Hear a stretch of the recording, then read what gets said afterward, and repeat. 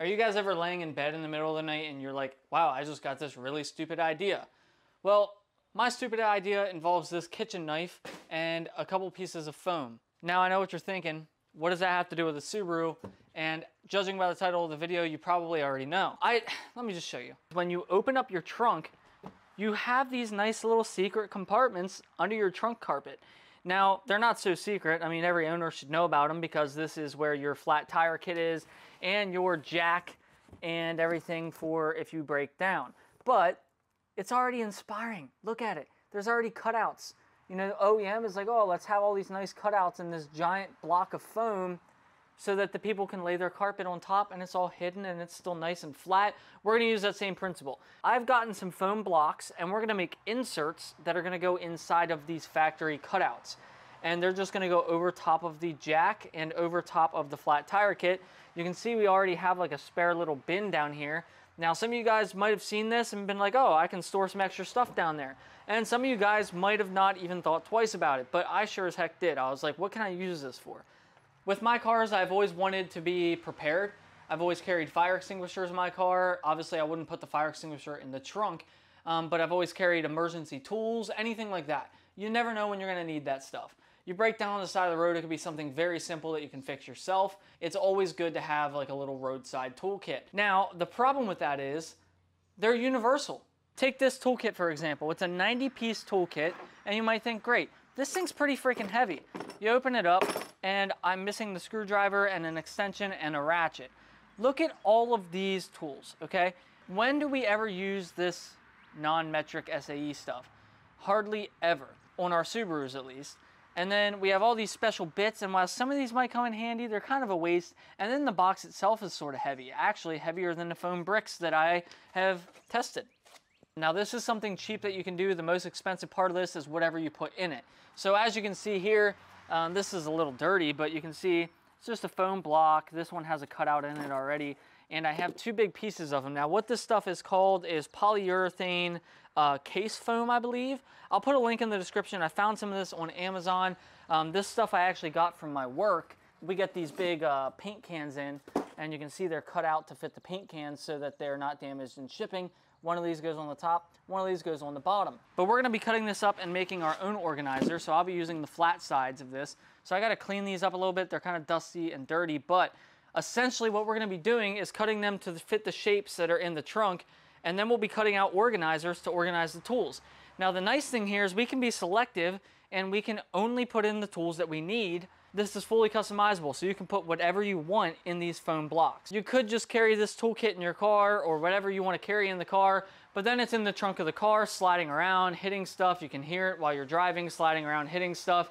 And unless you get one of those like fancy trunk organizers, but then you're limited on space. It adds up extra space in your trunk. So this is going to be completely concealed, hidden, out of the way. We need to pull out this trunk liner to make life a little bit easier for us. We're gonna take our factory trunk carpet out, lay that there for now. Okay, so we're gonna get our length here, which was 17 3/4 roughly. And then I will make sure that this tape is lined up with that marking. And then we'll get our height, which I believe was 8.5 inches. Don't hold me liable for these measurements. Always make your own measurements.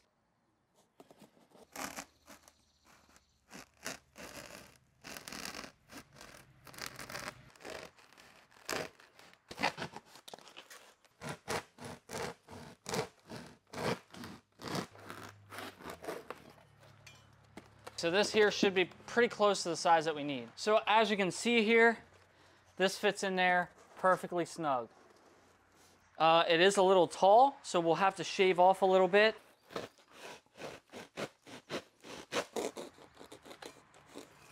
So now we can try that again. So I worry that that's gonna be stuck in there now, but you can kind of see, I mean, what that looks like. So it fills in that spot perfectly. It looks OEM. It almost looks like it should be there. And it conceals whatever's underneath even further because we could put something down in that bottom storage bin section that we were looking at. But here's the problem. We're definitely gonna have to find something to pull this out with. So far, this is what I have. I did a little cutout so I can get my finger down in there and kind of like pinch and pull up on this. So I could take this wrench out and then just kind of grab this and pull like that. To do my cutouts, I mean, this stuff cuts like butter. It really does with a razor blade. It's like easy. All we're doing, so right here is a 14, no, I'm sorry, I did a 17 millimeter. I'm going to sit them down in this so I can see what size they are. It's gonna be really hard for you to see up there, but I just outlined it with this blue Sharpie, so it's even hard for me to see down here. So the most common sizes on a Subaru, 10, 12, 13, 14, and 17. Some of the intercooler brackets and stuff are a 13, but all like the bumper bolts and stuff are 10. A lot of bolts are 10, 12, and 14 with some 13s thrown in there. 14 and 17 are more like some suspension stuff. And like I said, it cuts like butter. Like this is so easy to cut. And you might be thinking, well, sure, you can cut the parameter, but how are you going to cut it away from the bottom? And this stuff, I don't understand how or why, but you just take your finger and dig it out. Now this one's a little more tight and it's probably gonna get worse as I do this other stuff. When I did these, it came out really easy. Maybe if I take a pry tool or something, which shouldn't be too much more. Seems like a lot of work, but I think in the long run, this will be really nice to have. If you break down on the side of the road and you're like, shit, I didn't put an 18 millimeter socket in there, or I didn't put a 17 mil socket, or whatever it may be, you're gonna be kicking yourself. So whatever you think you're gonna use, put in here, and if you wanna put extra in there, you can. It's completely up to you. I'm gonna line this bottom section here up with my sockets. Now I have the front mount intercooler, so the 11 is good for all of the, well, actually it won't matter because the shallow 11 isn't going to be deep enough. That's another thing to consider. You might want deep sockets. You'll figure it out, just whatever you think you're gonna need most. But for my intercooler piping and stuff, I would have to use an 11 wrench. So I am going to cut out spots for an adjustable wrench, I think, and then my 11 millimeter wrench. Okay, I think I am done for right now. Here is what I have so far. I have a 17, 14, 13, 12, 10, 8 socket. I have an 11 millimeter ratcheting wrench, the locking lug key. I also have an adjustable wrench, a flathead screwdriver, a pair of pliers, a combination screwdriver and all the bits for it, the ratchet, and a bunch of zip ties. The zip ties are actually coming out of the bottom in the pocket where it's open down there. So you can see all I have to do is lay this thing down in there, give it a little push, and it will sit flush. And now we have a built-in mini toolbox. All the tools that I put in here were stuff that I had laying around, extras that aren't normally in my toolbox. So the only time I ever need them is when I'm working on my car. So if for some reason they aren't available in my toolbox, I just pop my trunk and boom, there they are. Now all these are in there. They're not gonna be flying around. You don't have to worry about them coming up because we're gonna have the trunk carpet back over top of these. And then over here, you can see that I cut out that piece of foam to fit over there. So I haven't yet figured out what I'm gonna put in here yet, but you can see there's the jack, and I cut it just a little bit short so that I don't have to pull this out or cut around this to get this handle piece. So I can still reach down in there and pull this out. You just grab your trunk liner and we'll slide it back in, and just like that, it's completely sealed, completely flat, hidden under the factory carpet. It's not pushed up anywhere, and then we lift up on that, and there is our toolkit. Just a fun little project I thought I'd give a shot.